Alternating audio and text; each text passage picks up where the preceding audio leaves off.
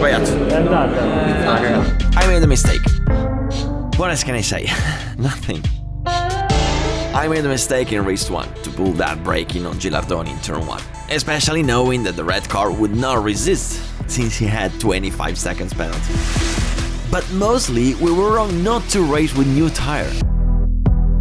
We thought about not using it since it was cold, and the new tire takes a few laps to remove the protective coating, and when it's like that, it's like soap. Well, instead, these Hankook tires apparently cleaned up in 2 turns, and so those who went in with new tire demolished us. Well, what if I told you that that mistake will allow me to recover 12 points on Fraboni in the standings? What does that mean? I mean, if he finished ahead of me and he gained me points, how can I say that I gained on him? Well, you will see, because you will truly not believe what will happen in race 2. Dimentichiamoci la roba che la che la slick nuova non si attiva sul bagnato, si attiva subito. Gilardoni volava le prime curve. Sta mescola si accende subito. Ho visto il meteo radar, da un bello scroscio all'1:40. Good. Actually, good my ass. The weather is driving us crazy. It keeps dripping and then drying. We have literally no idea what to do about the setup and the tires.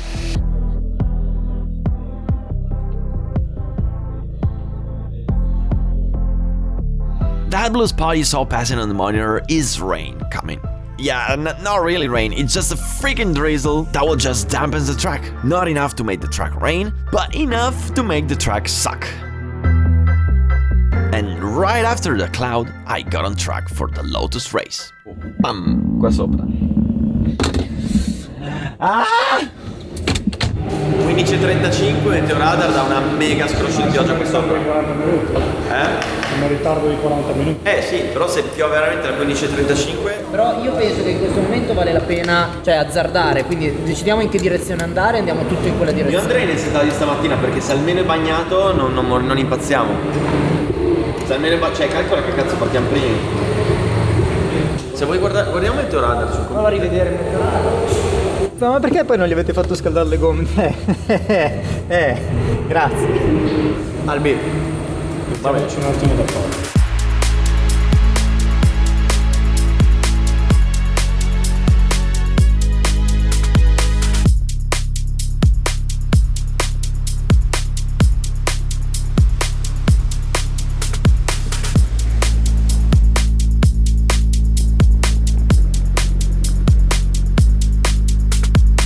Do you remember the race? Undrivable conditions. As soon as you force a little bit too much, you lost the car completely.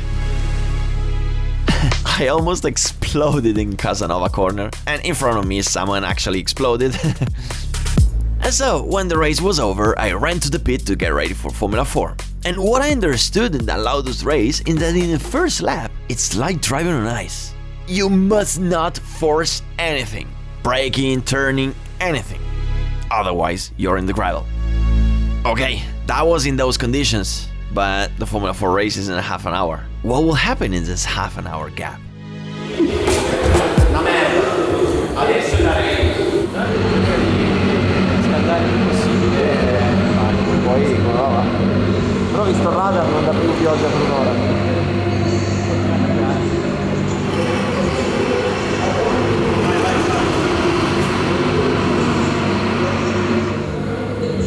Prendi un atrevio.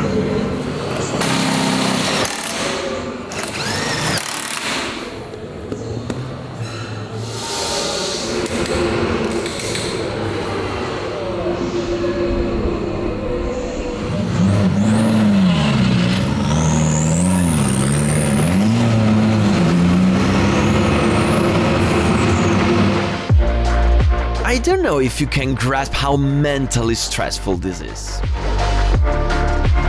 I mean, you're fighting for the championship. You know that this racing weekend is costing you more than 10,000 euros in budget. And if you make the wrong tire choice, you throw a whole season down the drain.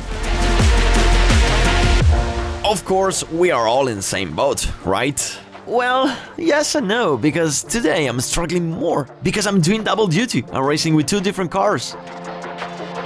And so now I have the Lotus references in my head, which are confusing me even more. At some point, though, like everything in life, you have to make a decision. And so, the decision we made, given the 1 hour dry gap in the weather radar, is totally dry setup, new slick tires, and let's just pray not to crash. I am starting in pole position. I have in my hands a giant opportunity to reopen the championship.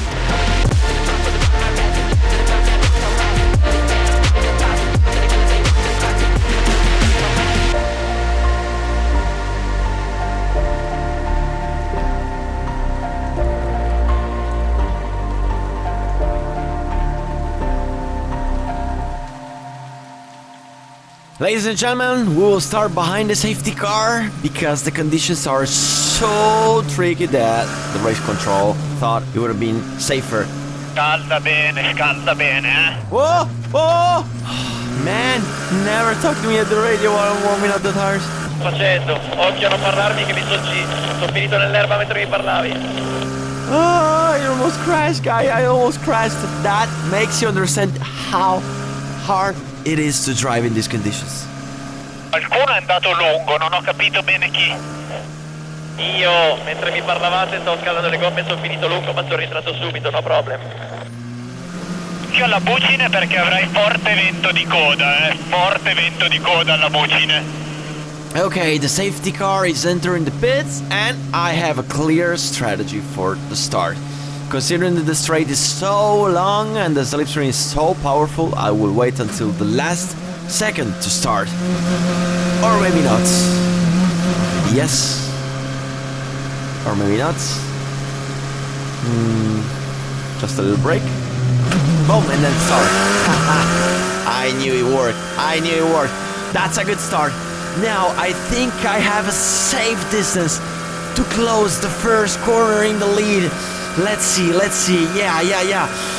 I'm still ahead, so I can brake in the ideal line. Oh, they're fighting behind me, so I will close the door on Fraboni. He tried to dive bomb on me. Luckily, I closed the door. Now, I go all the way wide. I try to close every possible door. Fraboni started really fast. Guys, it's so slippery track.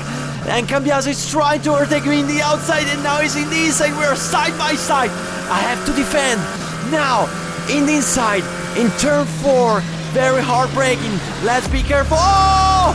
They touched! They crashed into each other behind me. I don't know who crashed into who, but that's a big gift for me. Wow! Una Naska che sta cercando di mantenere il comando del gruppo, ma Cambiaso e Fraboni sono scatenati alle sue spalle. Lo vediamo in questo momento con Paniccia, a sua volta che scalpita. Mi sembra che Coppola abbia guadagnato una posizione perché lo vedo qui. È successo qualcosa però, nella curva non inquadrata, Davide, perché effettivamente mi è sembrato un problema probabilmente per Paniccia che ha perso qualche posizione. Infatti Sì, è passato Mariani, è passato Coppola, è passato anche Gilardoni davanti a Paniccia. 2,5 di vantaggio su Braboni ora. Braboni che ha buttato fuori Cambiaso? Sappiamo ancora, vai, non lo sappiamo ancora. Naska e Fraboni subito in lotte, sono i due diretti competitor per il titolo. That's it. Not even one lap to celebrate that Fraboni, he's already there. I think he has a totally different pace than me. Oh, look at this. This is not good. This is a massive splat spot that I put on the new tire. This is not good at all. Anyway, I'm struggling. I'm really struggling and I don't know why. He's taking the toe on the straight. Dang, this is going to be hard to defend in turn 1. Look at that. Look at the difference in speed. It's massive. Yeah, also because of the slash spot. Also because of the mistake that I made in the final corner. He took the lead. There was nothing I could do. Now I just have to try and match the pace to see if at least I can stick to him. Look at this. I'm losing the car. I can't drive. I can't drive. I'm struggling so much and I don't know why. This is not my day. It's not my day. Guys, not like Vallelunga where I was dominating in race 2. I'm just low and I don't know why. Maybe the setup, maybe the conditions, maybe there's something that I didn't understand. I don't know. But Coppola already got me behind me. avanti intanto Fraboni ha preso il comando sfruttando la scia lungo il rettifilo box. Patrick Fraboni al comando della gara.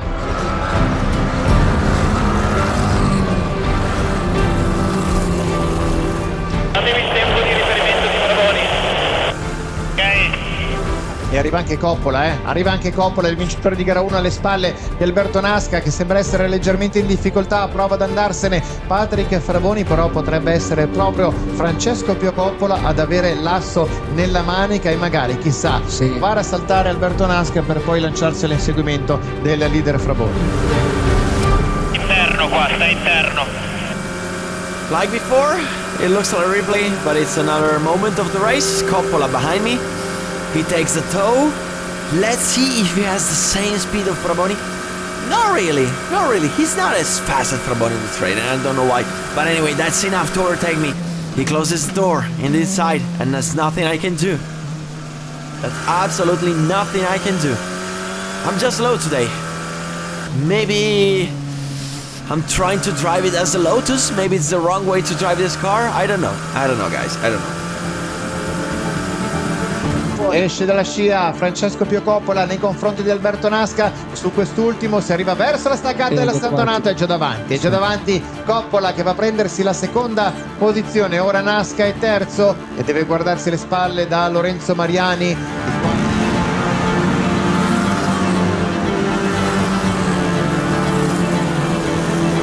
Nel precedente passaggio 1.56.4 per Alberto Naska, che è in evidente difficoltà.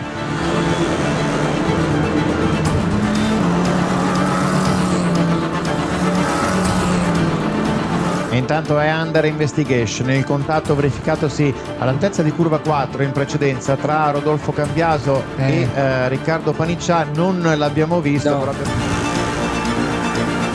Paghi 2 decimi nel primo tratto del tracciato e decimi nel secondo tratto. Attualmente Fraboni fa 53,8. 53,8 per Fraboni, quindi Coppola si conferma con un passo davvero molto competitivo, ha guadagnato 7 decimi.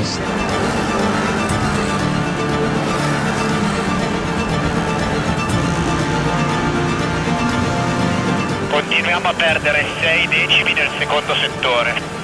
Ragazzi, c'ho sottosterzo, sovrasterzo. Attenzione, colpo di scena, la vettura numero 19, quella di Patrick Fraboni, 25 secondi di penalità per la collisione avvenuta in curva 4. Fraboni 25 secondi di penalità. 5 secondi di penalità per Fraboni, 25 secondi di penalità per Fraboni. Puttana!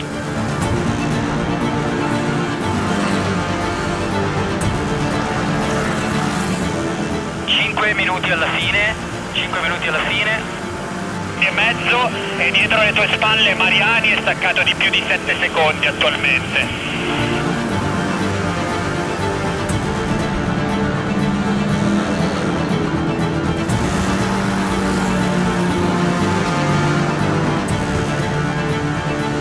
Stando così le cose, Fraboni dovrebbe finire P7. Il tuo distacco da Fraboni è di 8 secondi, Mariani è in lento avvicinamento. Sì, con questo risultato Fraboni guadagnerebbe 4 punti in classifica, quindi per cui staremo a vedere. Contro i 20 di Naska, che rischia di andargli avanti. Contro i 20 di Naska, quindi Naska guadagnerebbe 13 punti. Cacchi esposta.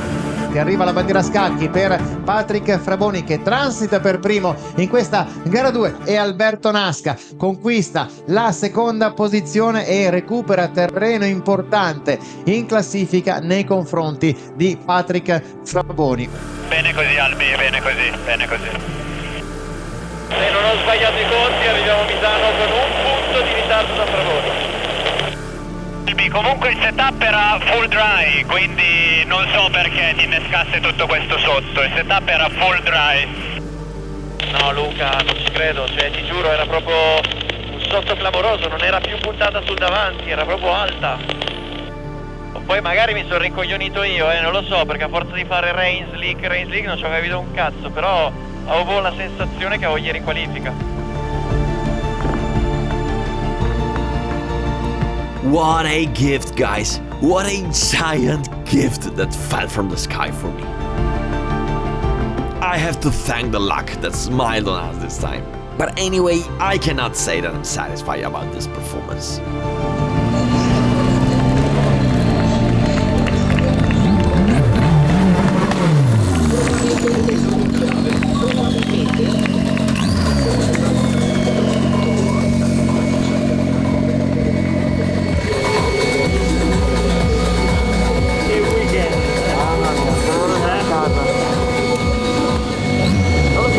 Va bene così, abbiamo massimizzato quello che potevamo fare. Mamma mia.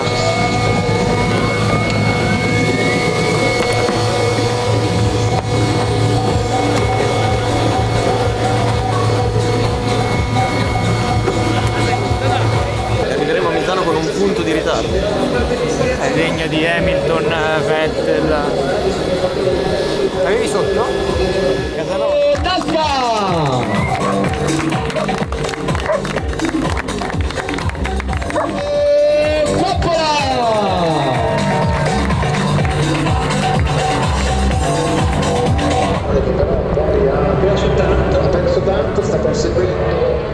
That's incredible how an entire championship can change in just a few turns.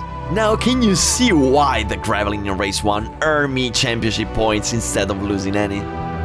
Without that mistake, I might have passed Fraboni, which means I would have started P2 in race 2, he would have been P1, he would have just caught and run, and he would have extended on me in the standings. Instead, with that mistake, I finished P6, I started P1 in race 2, he made a mistake, and even though I was lower, I scored more points than he did.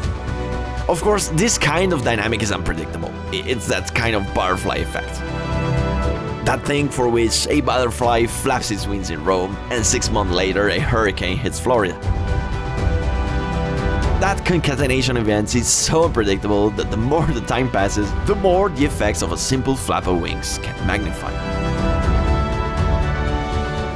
Anyway, after the race was over, I calmly looked at the onboards to see why I was so slow.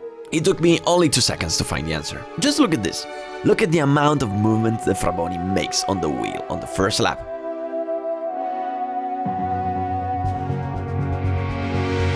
That, my friends, is the answer. I know, you're right, I have to explain better. So, 1 hour earlier I drove the Lotus. Slick tires, wet track. As soon as you pushed a little bit too much, you lost it completely. And so you had to turn the steering wheel as gently as a surgeon. Okay, lesson learned, I recorded this information, and once I jumped on the Formula 4, I did the exact same thing. Too bad that, instead, I should have done the exact opposite. You know, stiffer car, lighter car, the Formula 4 needed to be raped, entered the corner hard, force it. And you can clearly see by the way Fraboni is driving. Because unlike the Lotus, being the car stiffer and lighter, it allowed you to save the car if you lost it. However, had he done the same thing with the Lotus, he would have crashed in one corner.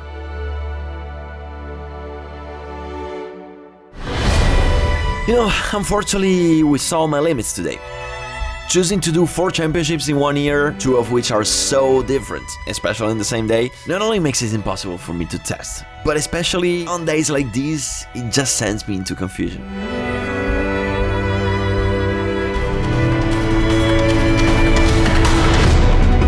Today I was lucky, and I just have to bring it home. All the championship would be decided in Misano.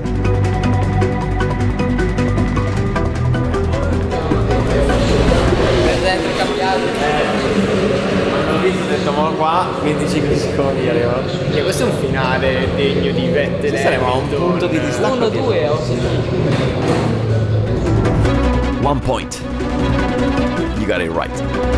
1 single point gap between the championship leader and me.